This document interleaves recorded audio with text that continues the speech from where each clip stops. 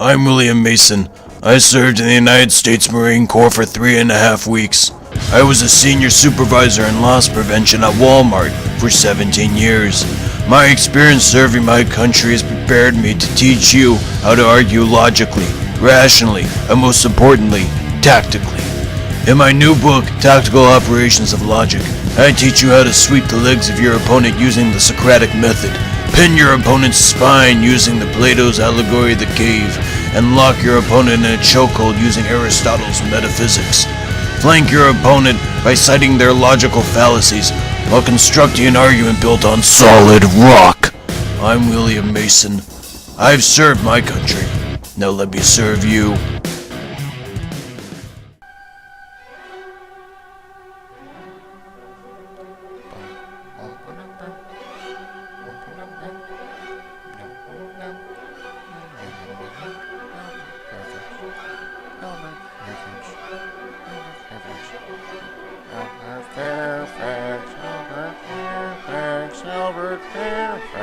Albert Fairfax.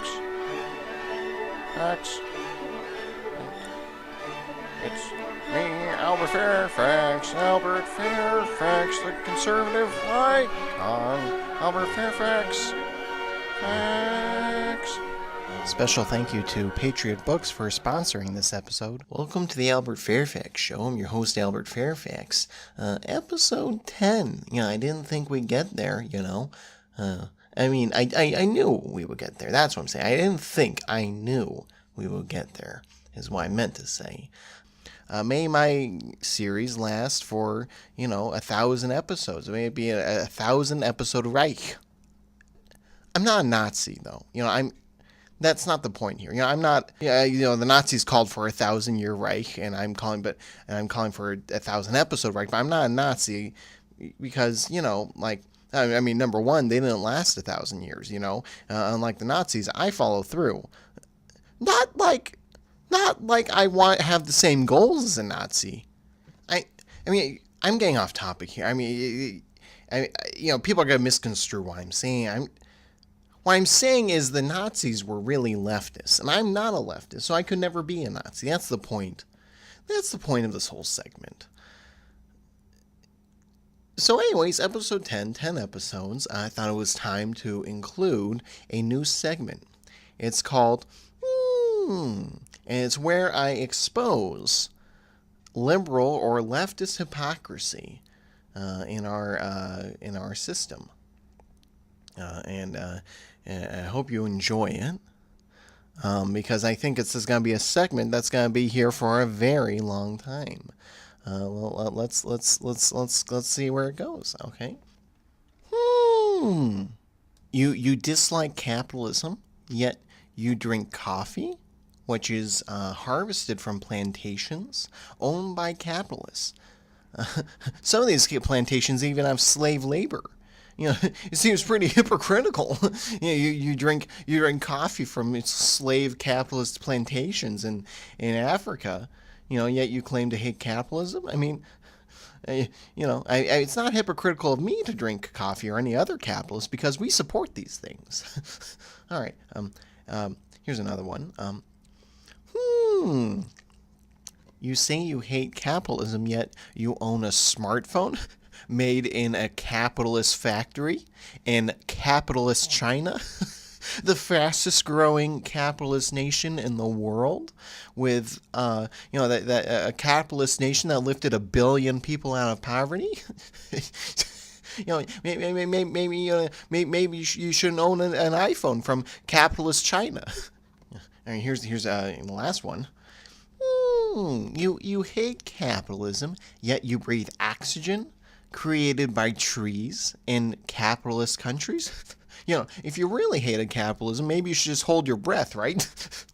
So, that's the problem, right? That's the problem with leftism, is that its entire foundation, its entire existence is grounded in these hypocritical contradictions. And that if they ever took a look at these contradictions that are in their logic, if they ever, looked at their iPhone and realized it was made in capitalist China, I think their heads would explode, coming to terms with the fact that, capitalist China creates all of the products that they enjoy, and that if capitalist China disappeared tomorrow, the whole system would collapse, implode from losing its main economic engine. But I guess the leftists, they don't really care about logic and facts and reason.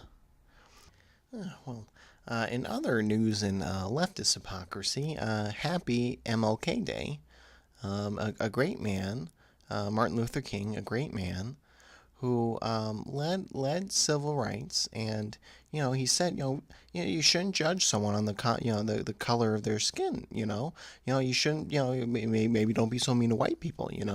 I think he'd be rolling in his grave if he could see what Black Lives Matter is doing. Because he really. I'm sorry, I can't do this. I get it, I get, trying to take Martin Luther King and make him ours, but honestly, I've hated the guy my whole life. I've always preferred, Robert E. Lee Day, a real hero, real American hero who fought for freedom, unlike Martin Luther King, who fought for communism. He was a socialist, he was a communist, who, opposed America's foreign policy at every turn. He hated the economic system. He hated, I'm sorry, I can't, I can twist myself like a pretzel only so much, okay? But after a certain amount of time, it's just too far. I've never liked him, and I'm tired of us trying to, claim him as our own. He's a socialist dirtbag, that's what. I'm not racist. It's not a racial thing, okay? As Dr. Harrison Davis said, it's a tribal thing. It's a tribal genetic thing, okay? I'm not going to churn on my own, demographic destiny. I don't know. Maybe we should judge people based off of, the content, what's inside of someone, instead of what's on the outside. I agree with that. And what is on the inside? The genetic code. That's it. What's on the inside? Your blood. What's on the inside? Every single human that has ever existed before you. And all leading up to this moment, because it's not only you work hard for what you have, it's all of your ancestors. My ancestors worked so hard to create this wealth, and stolen by the Irish, stolen by the proto-MLKs of the British Isles. I see where this goes.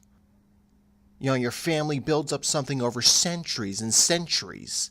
It's your property, it's your birthright, and they just take it away. That's what MLK represents to me. It represents to me what's happening in America today is what happened to the English settlers who made the rose bloom in the bogs of Ireland. People like the Fairfax family. They lost everything to leftism and to equality. I've already touched this on an episode before, but effort in, reward out. And sometimes the system doesn't seem to be working for, because I put my effort in, my family puts the effort in. I repeat myself. I'm sorry to some of my fans of the show that feel like they might be, hearing something on a loop. But keep that in mind, I get back to you my next episode. Keep that in mind. I'm Albert Fairfax, and I'll see you. I've been so busy, there's so much production value that goes in this show, so much work, so much hard work and intellect that goes into this show. So you'll be hearing from me next week. I promise. In 2 weeks from now, maybe 3. A really good episode, maybe 4 weeks from now. I promise. A hard deadline of 1 to 3 weeks from now. Albert Fair, Albert Fair, Albert Fair.